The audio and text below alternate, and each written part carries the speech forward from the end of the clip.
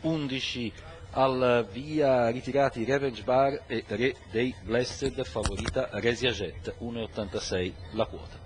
Completata la curva di sinistra, eccola la macchina che entra nella retta delle tribune, prende gradualmente velocità ed è ormai prossima allo stacco che avviene in questo istante. Va davanti Runara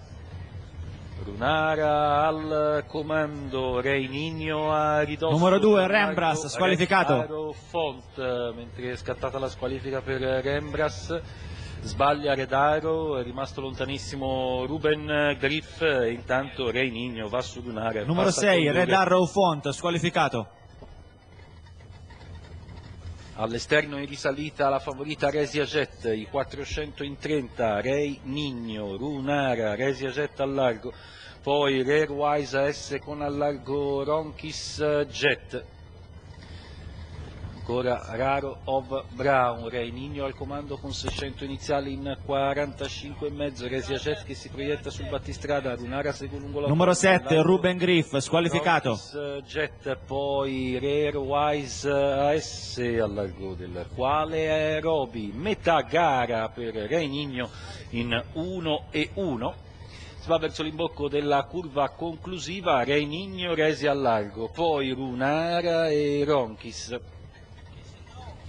Bocco della curva conclusiva, il passaggio al primo chilometro sul piede dell'1,16 e frazioni con Reininho al comando, Resia che attacca, poi ancora Runara e Ronchis in coppia alle loro spalle.